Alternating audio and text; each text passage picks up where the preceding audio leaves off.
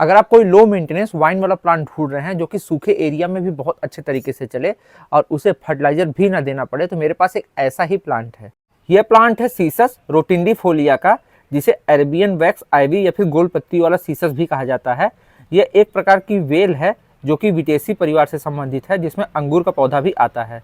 यह पौधा मुख्य रूप से अरब प्रायद्वीप जैसे कि ओमान, यमन, सऊदी अरब और ईस्ट अफ्रीका में पाया जाता है और इस पौधे को सजावटी और औषधि गुणों के लिए जाना जाता है।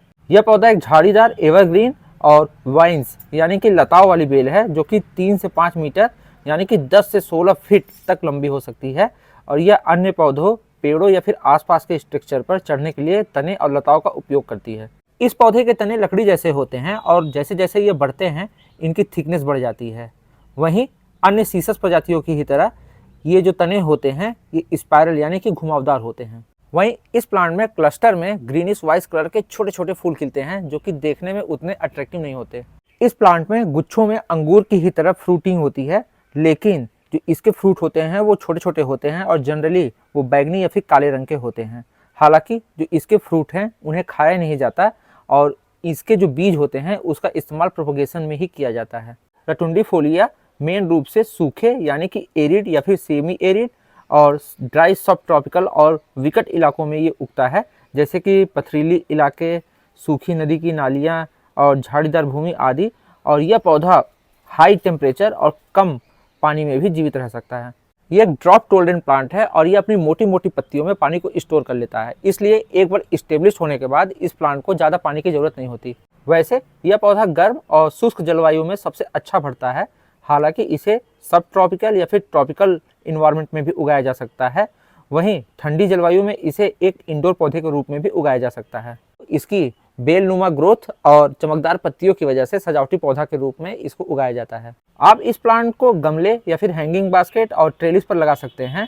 यह पौधा जेरीस्केपिंग यानी कि ड्रॉप टोलरेंट बागवानी के लिए भी आइडियल होता है।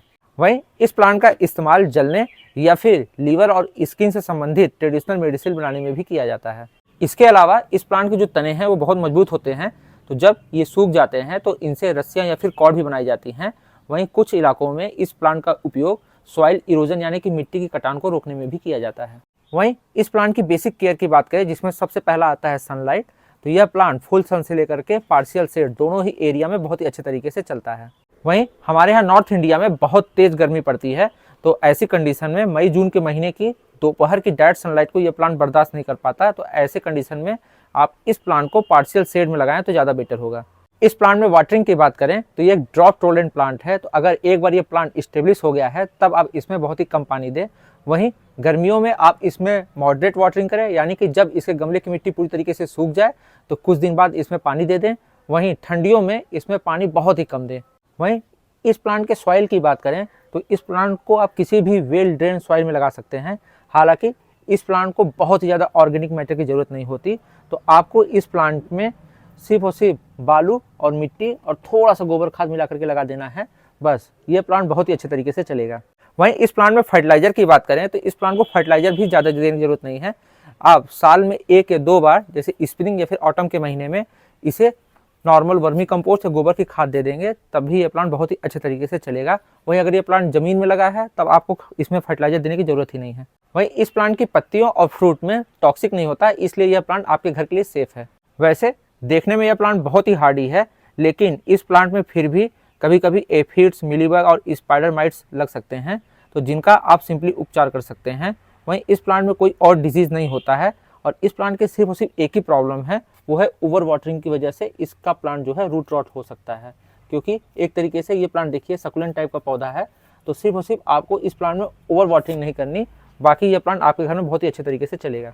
हालांकि यह एक वाइन प्लांट है और यह प्लांट किसी भी सपोर्ट पे बहुत ही आसानी तरीके से चढ़ जाना चाहिए, लेकिन इस प्लांट की जो पत्तियां होती हैं बहुत ही मोटी मोटी और हैवी होती हैं, तो इसलिए शुरू में जब भी आप इस प्लांट को कोई भी सपोर्ट दें तो उससे इसे बांध दें। जैसा कि मैंने बांधा हुआ है, आप ये देख सकते हैं, तो 1-2 जगह पे, तो आप किसी रस्सी के सहारे इसे बांध देंगे तो ये धीरे धीरे उस सपोर्ट पे चढ़ जाएगा। हालांकि आप इस प्लांट को गमले में लगा करके अपने छत या फिर बालकनी से ये गिरा भी सकते हैं। ये प्लांट ट्रेलिस में भी बहुत ही अच्छा लगता है। तो आज के वीडियो बस इतना ही। जल्दी मिलते हैं नए प्लांट की वीडियो के साथ में, तब तक के लिए बाय बाय।